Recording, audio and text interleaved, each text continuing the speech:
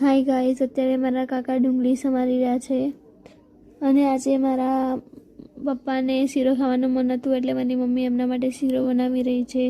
મારી મમ્મીએ પહેલાં કઢાઈમાં ઘી લીધું અને એનામાં ઘઉંનો લોટ નાખી દીધો અને એને હલાવી દીધું અને હવે એમાં મારી મમ્મી ઉકળતું પાણી નાખી રહી છે.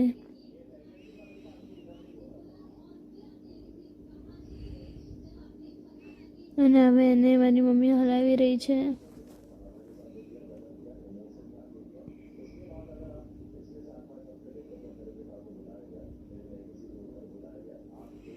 મારી મમ્મીને કુકિંગનો ખૂબ જ શોખ છે. તે રોજ કંઈનું કંઈક નવું બનાવતી જ રહે છે અને એના હાથનું ખાવા પણ ખૂબ જ ટેસ્ટી હોય છે ને અમારા ફેમિલી લોકો એનું ખાવા ખૂબ જ પસંદ કરે છે. અને મારી મમ્મીએ પાછું એમાં થોડુંક ગરમ પાણી નાખી દીધું હતું.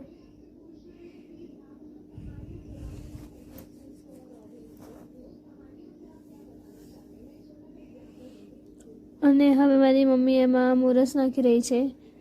અમારા ઘરમાં લોકો થોડુંક ઓછું ગળ્યું ખાય છે. તમારા ઘરમાં જેવી રીતે ખાતા હોય એવી રીતે તમે ગળ્યું નાખી શકો છો. નોર્મલ મીડિયમ તમે જેટલું ખાતા હોય એટલું. મને શીરો નથી ભાવતો કારણ કે એમાં ઘી હોય છે અને ઘીથી મને એલર્જી છે. એટલે જેટલી વસ્તુ ઘીની બનેલી હોય છે એને હું અવોઇડ જ કરું છું. એટલે હું શીરો તો ખાતી જ નથી.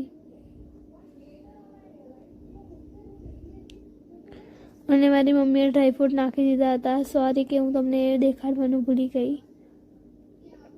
અને મારી મમ્મી અત્યારે અંદર એક જ ઇલાયચી નાખી રહી છે કારણ કે અમારા ઘરના લોકો ઇલાયચી ખાતા નથી, પણ સ્વાદ આવે એના માટે મારી મમ્મીએ એક ઇલાયચી નાખી છે. તમે 3-4 ઇલાયચી નાખી શકો છો. અને અહીંયા મિતાંશ અને પ્રિયાંશ બહુ મસ્તી કરી રહ્યા છે.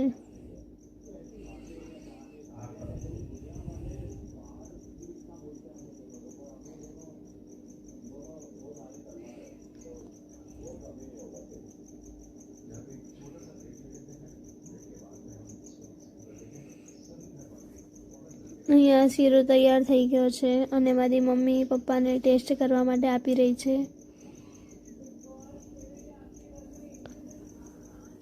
મારા પપ્પાનો શીરા ખાતા પછી રિવ્યૂ કંઈક આ રીતે હતો. મારા પપ્પાને આ શીરો ખૂબ જ ભાવ્યો.